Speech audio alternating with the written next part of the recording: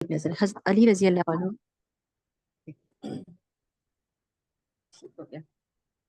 بسم اللہ الرحمن الرحیم، خلافت علوی پر ایک نظر۔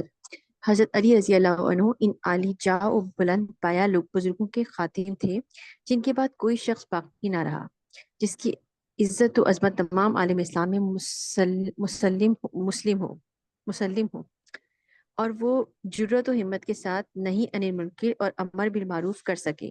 حضرت عائشہ صدیقہ رضی اللہ عنہا نے جب حضرت علی رضی اللہ عنہ کی شہادت کا حال سنا تو فرمایا، اب عرب لوگ جو چاہے سو کریں، کیونکہ حضرت علی کے بعد کوئی ایسا باقی نہ رہا کہ ان کو کسی برے کام سے منع کرے گا۔ یہ نہ سمجھنا چاہیے کہ حضرت علی کے بعد صحابہ کرام رضی اللہ عنہم نے امر بالمعروف اور نہی عن المنکر کا کام ترک کر دیا تھا، بلکہ صحابہ کرام ایک ناصح اور واضح وائس کی نصیحت سے لوگوں کو نصیحت فرماتے تھے۔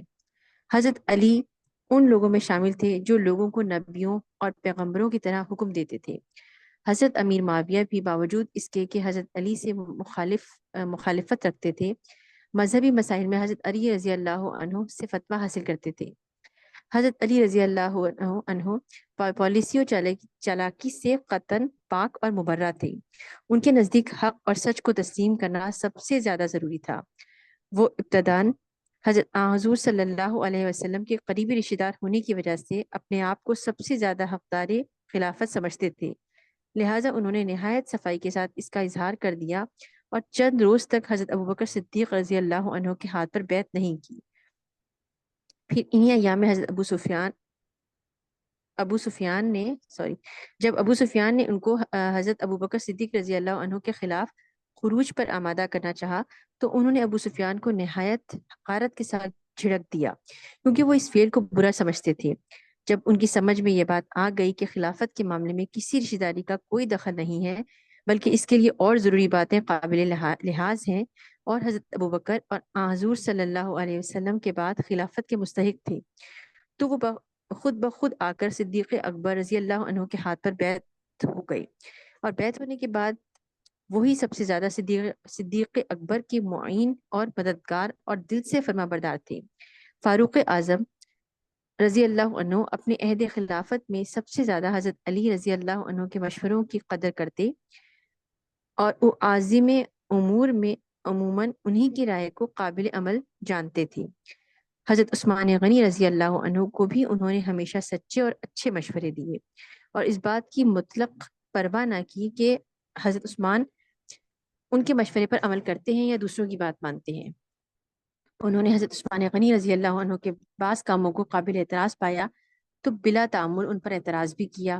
لوگوں نے حضرت عثمان غنی رضی اللہ عنہ کے خلاف صدائے احتجاج بلند کی تو جہاں تک ان کے نزدیک یہ احتجاج جائز تھا وہاں تک انہوں نے اس کو اطمینان کی نظر سے دیکھا، اور جس قدر حصہ انہوں نے ناجائز سمجھا اسی قدر اس کی مخالفت کی اور روکنا چاہا۔ مدینہ منورہ میں جب بلوائیوں کا زور و شور دیکھا اور ناشدنی علامات ظاہر ہوئے تو انہوں نے چالاکی اور چال بازی کے ساتھ اپنی پوزیشن صاف دکھانے کے لیے کوئی تدبیر نہیں کی بلکہ صرف اپنی پاک نیتی اور صاف باطنی پر مطمئن رہے۔ شہادت ان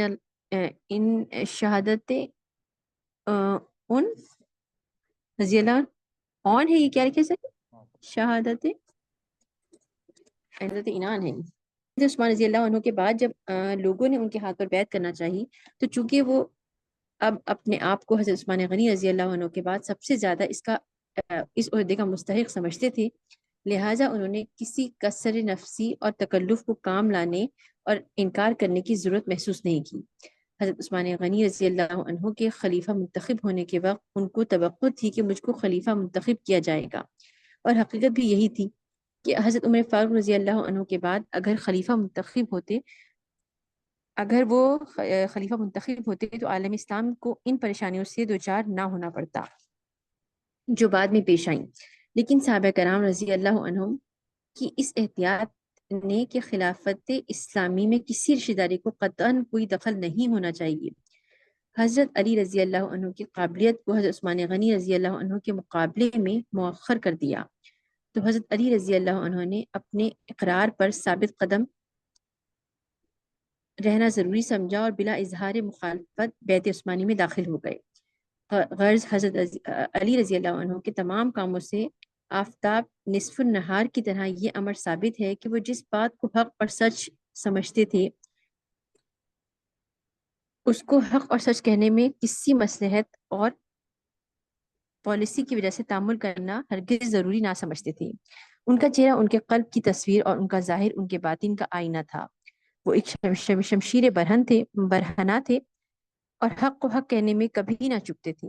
اگر ان کی جگہ کوئی دوسرا شخص ہوتا تو وہ اپنے آپ کو قتل عثمان کے وقت بہت کچھ بچا کر رکھتا اور بیعت خلافت کے وقت بڑی بڑی احتیاطیں عمل میں لاتا۔ اس طرح بیعت خلافت کے بعد عام افواہوں کا اثر کو بھی زائل کرنے اور بنو امیہ کی مخالفانہ کوششوں کو ناکام رکھنے کی غرض سے محمد بن ابی بکر رضی اللہ عنہما اور مالک اشتر وغیرہ چند بلوائی سرداروں کا قصاص عثمانی میں قتل کرا دینا زیر سیاست لانا زیادہ مشکل کام نہ تھا، کیونکہ عالم اسلامی اس معاملے میں حضرت علی رضی اللہ عنہ کی تائید کے لیے مستعد تھا، لیکن ان کو ایسی پختہ شہادتیں نہ مل سکیں جن کی بنا پر ان لوگوں کو شرعاً زیر قصاص لا سکتے، لہٰذا انہوں نے تأمل فرمایا اور اس تأمل سے جو فتنے پیدا ہوئے ان سب کا مقابلہ کیا، مگر اپنے نزدیک جس کام کو ناکردگی سمجھا اس کو ہرگز نہ کیا۔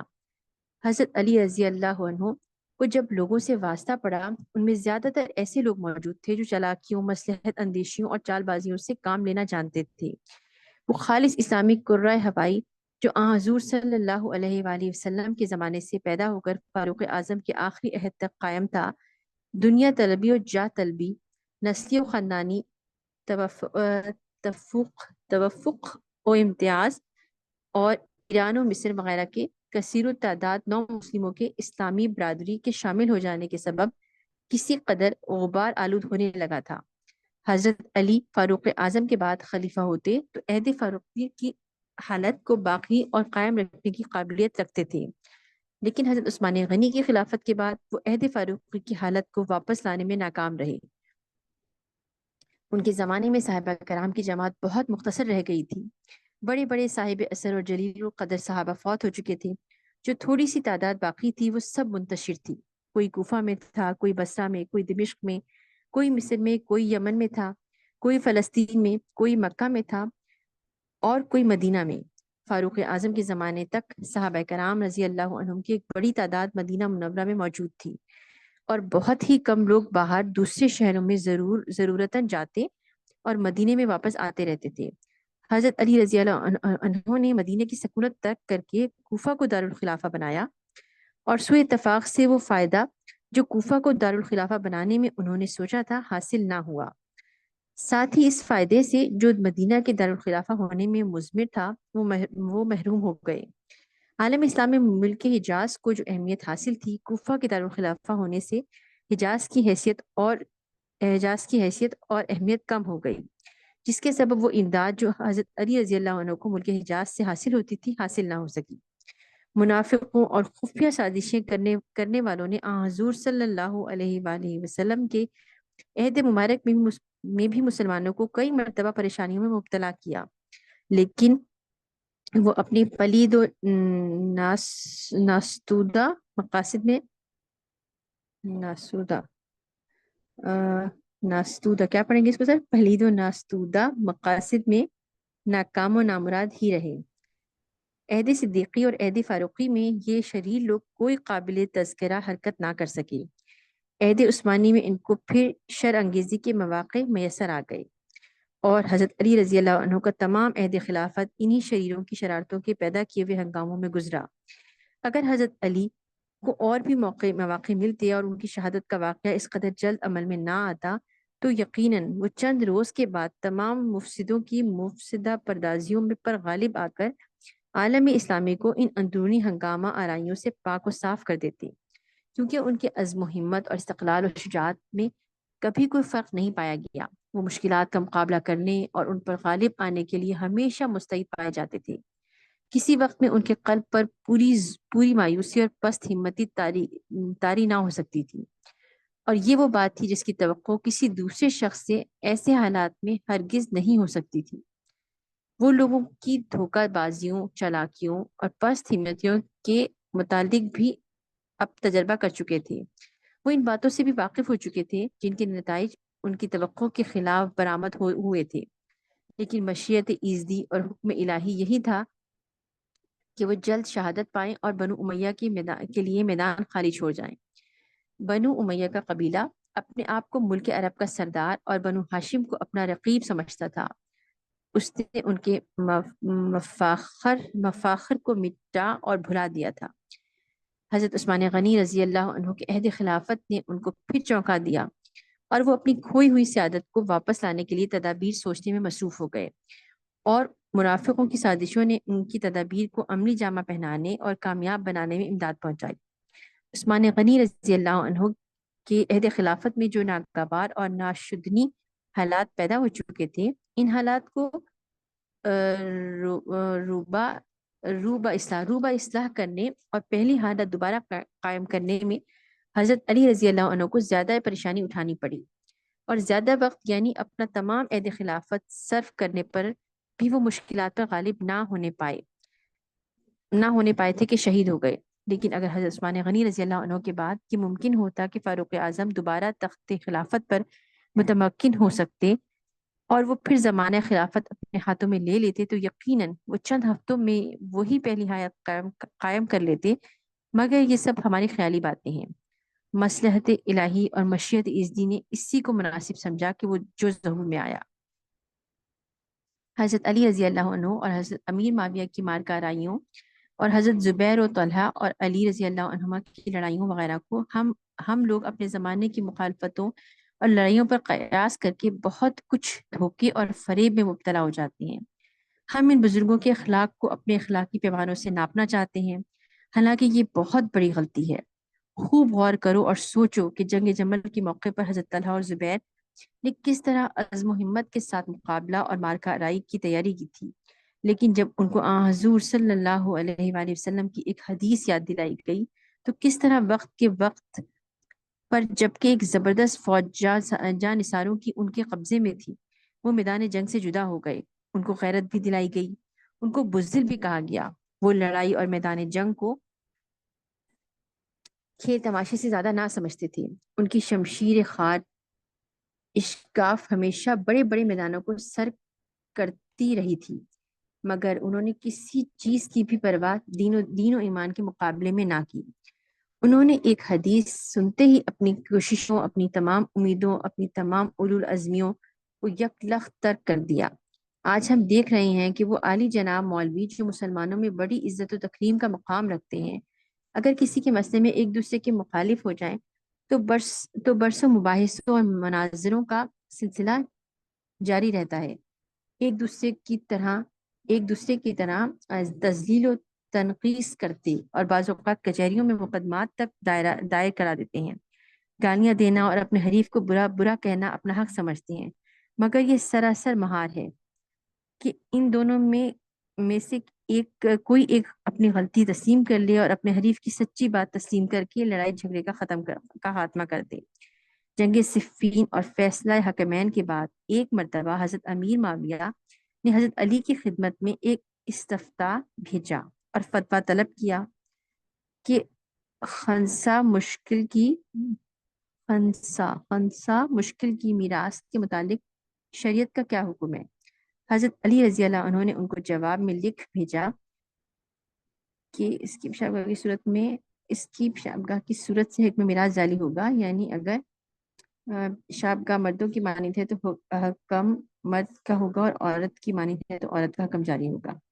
بصرہ میں جنگ جمل کے بعد آپ داخل ہوئے تو قیس بن عبادہ نے عرض کیا کہ لوگ یہ کہتے ہیں کہ حضور صلی اللہ علیہ وسلم نے آپ سے وعدہ فرمایا تھا کہ میرے بعد تم خلیفہ بنائے جاؤ گے، کیا یہ بات درست ہے؟ حضرت علی رضی اللہ عنہ نے فرمایا کہ یہ بات غلط ہے، میں حضور صلی اللہ علیہ وسلم پر ہرگز جھوٹ نہیں بول سکتا۔